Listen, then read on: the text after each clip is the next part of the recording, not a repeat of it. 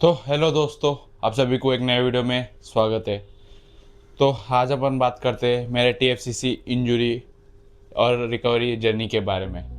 So without any delay let's start the video. सबसे पहले अपन जानेंगे टीएफसीसी होता क्या है।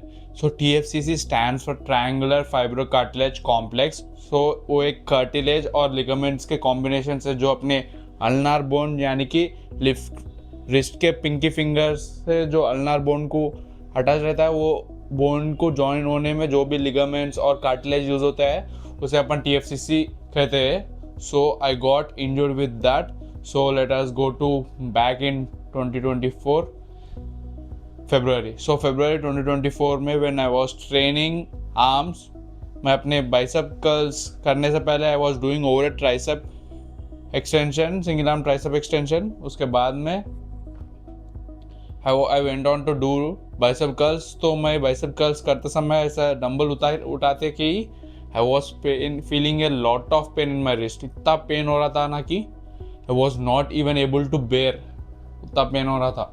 तो तुरंत मैंने डंबल नीचे लगा दे के I came back to home, और घर को आने के बाद वाइल डूइंग शावर ना even I was not able to hold the soap, और वाटर बॉटल भी होल्ड नहीं कर सकता था, उतना सीवियर पेन हो रहा था इन माई रिस्ट। तो मैंने सोचा कि एक नॉर्मल छोटा सा इंजरी होगा, तो I gave a rest of 15 days। फिर उसके बाद में मैं जिम को चले गया। As usual I was continuing it. फिर वैसे ही मेरा रिस्ट इंजरी बढ़ते गया। I was ignoring it, normal सा इंजरी वगैरह सोचा था। फिर बाद में I realise no it's I can't delay it, I need to visit a doctor. तो मैंने फिर मार्च में गया था डॉक्टर को कंसल्ट करने। जब मैंने डॉक्टर को कंसल्ट करने गया था, डॉक्टर एग्जामिन माई रिस्ट। तो वहाँ पे देख के ही was able to notice it, ये टीएफसीसी इंजरी है। डॉक्टर से कंसल्ट होने से पहले ही I was doing my research, online research कर रहा था। I was even using AI. तो मैंने भी सोचा कि वो ट्रायंगुलर फाइब्रोकार्टिलेज कॉम्प्लेक्स होगा और या कुछ अलग भी हो सकता है, but I was considering it as TFCC only. फिर जब मैंने डॉक्टर के पास गया था, doctor confirmed it is a TFCC injury itself. तो you should not do any arm training, और कोई भी मूवमेंट नहीं करना चाहिए जिसपे it is directly fitting your wrist. इसीलिए मैंने अपना आर्म्स और ट्राइसेप जो भी मूवमेंट है जहाँ पे रिस्ट डायरेक्ट इन्वॉल्वमेंट होता है वो करना छोड़ दिया। बेंच भी कुछ दिनों के लिए रोका, लाइक एक मंथ 1 मंथ वैसा। फिर बाद में आई वॉज डूइंग लेग्स और साइकिलिंग वगैरह कर रहा था। फिर भी बाद में देन आफ्टर 15-20 days मैंने आई was feeling relax, not that pain in my wrist. सोचा है कि चलो शुरू करते हैं। तो आई went on doing chest, shoulders and all the movements. बस यही करते गया, बट नॉट आर्म्स।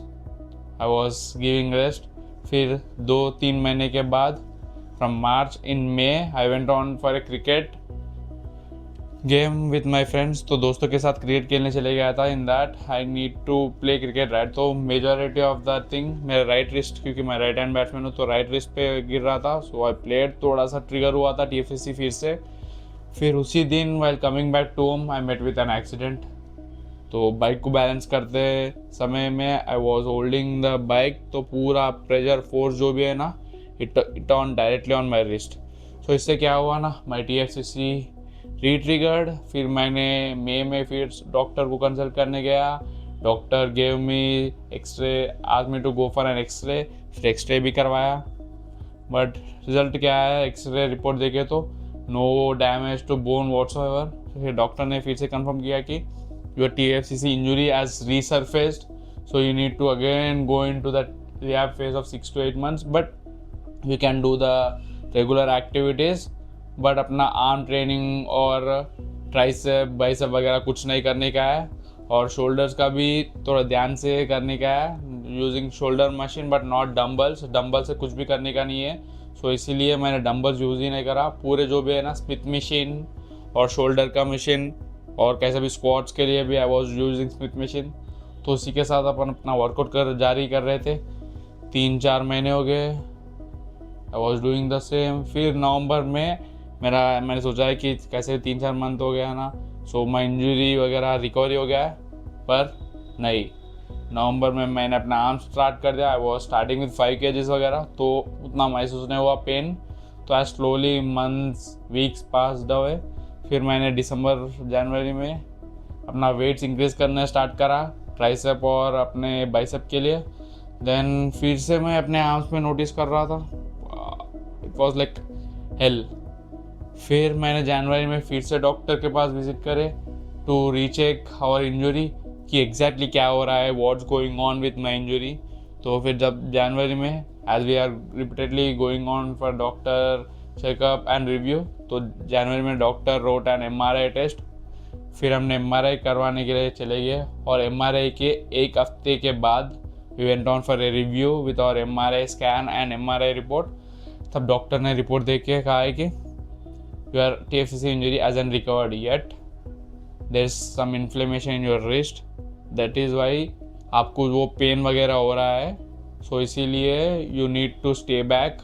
तो मैंने डिसाइड करा कि even if I stop by 3 or 4 months, it doesn't affect that much, but if I continue doing the same way as I was doing, it will probably make me not to lift the weights for the entire throughout my life। तो ऐसा सोच के अगर मैं अब नहीं रोके तो पूरा ज़िंदगी भर वेट्स नहीं उठा सकता, ट्रेनिंग नहीं कर सकता, जिम को मिस करूँगा। तो मैंने सोचा वैसा, और 3 महीने या 4 महीने तक मैंने अपना ट्रेनिंग प्रोग्राम सब कुछ वेट ट्रेनिंग छोड़ दिया। I did not even lift a single dumbbell, और घर में भी वेट्स नहीं उठा रहा था कुछ भी। I even did not do a pushup और pull up. I was doing cycling. और मैं ये 3-4 महीने में जो भी अपने रिकवरी फेज में थे, I was doing with my TFCC rehab की जर्नी में चले गया। और जब as I was doing night shift in those days, सुबह after log out I was going for a run और वॉक, और उठने के बाद I was doing my TFCC rehab. उसके लिए अलग से एक वीडियो बनाऊंगा, what I did in my rehab to recover out from TFCC injury. तो अपना जर्नी वैसे चले गया। फिर उसके बाद में it comes may when I was recovered with my TFCC. So on May 6th I started my first training session. तो उस दिन मैं मिक्स कर रहा था जो अपना वेलोसिटी जिम में, that was my first training day after my recovery. तो उसी दिन I was going very light with weights. Doctor का ग्रीन सिग्नल मिल गया, he said you can proceed but keep in mind that you need to go slow, but if you push it heavy weights again you need to go through the same phase which you have gone। तो इसीलिए मैंने weights को कम रखा और अपने mind में से fix कर दिया कि वी कैन इम्प्रूव। जो भी अपना डेज लॉस हो गया पूरे 1 साल रहने दो, कुछ भी रहने दो, we can get it back within 6 months, क्योंकि मसल मेमोरी का यूज़ होता है। So I started slow. फिर भी मेरे इनिशियल 1 हफ्ते 2 हफ्ते में I was feeling a slight pain in my wrist. वो क्या है ना, रिकवरी कितना भी होने दो पर वो जो टाइटनेस रहता है ना, थोड़ा फ्री होने में और to get used to weights थोड़ा बॉडी को टाइम लगता है अडेप्ट होने में। तो पूरे 1.5 साल के बाद हम अपना रिकवरी फेज जारी करके उसका एंड करके अभी we are in front of the camera with fully healthy and functioning wrist. अभी मैं 27.5 kgs के चेस्ट प्रेस कर रहा हूँ, 20 kgs से शोल्डर प्रेस और 10 kgs और 12 kgs से बाइसेप कर्ल्स। तो ट्राइसेप पुश डाउन, तो we are going next level. तो what the thing mistakes which I did is ना, I was continuing even after having pain in my wrist। तो वो एक गलती हो गई। मैं बहुत स्टबन हो गया उस समय में कि कुछ नहीं होता है पेन वगैरह। तो sometimes you need to step back to move forward. तो वही हुआ मेरे सिनेरियो में। So that's a learning for me. So this is my second injury in my overall 5 years of fitness journey. First was the ACL sprain back in 2023। तो ये वाला TFCC जो अपना 2024 में हुआ। सो राइट नाउ इससे बहुत सारा सीख मिल रहा है कि we should not push weights heavily और ईगो लिफ्टिंग करना ही नहीं।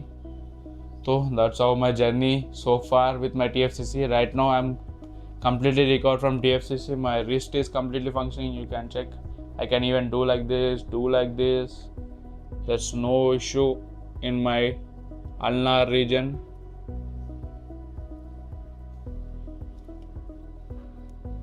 सो अभी मैं रिस्ट पे भी फोकस कर रहा हूँ, ब्लड फ्लो वगैरह, but I am not sure what exactly happened in my case to trigger my wrist. So जब मैं डॉक्टर से पूछा और जो भी मैं रिसर्च कर रहा था, so I got to know due to over use of your wrist और could be due to not having the proper form वगैरह।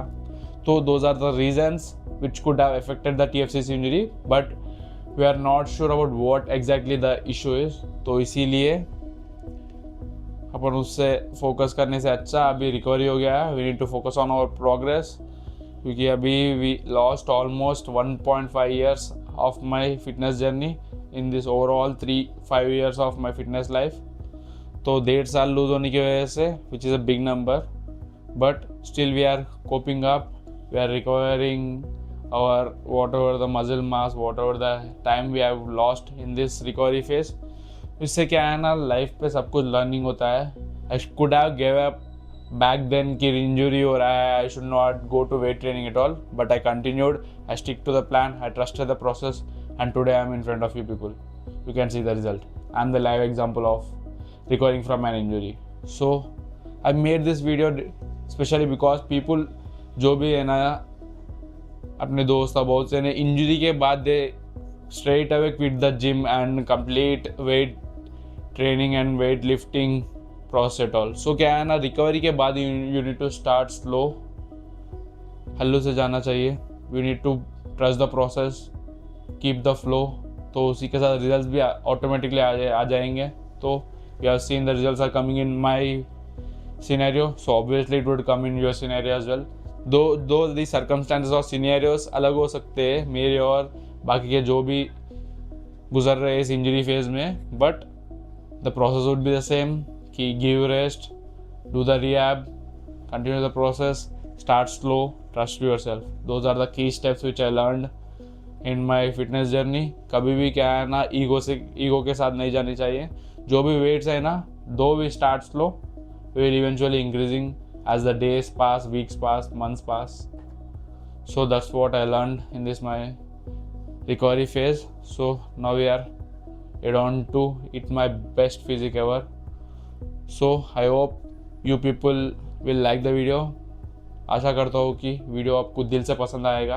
अगर आपको ये वीडियो बहुत दिल से पसंद आया तो आपके दोस्तों को शेयर करिए और लाइक कर लीजिए और नीचे कमेंट कर लीजिए। इसी के साथ आज का वीडियो एंड करते हैं। See you again in my next video.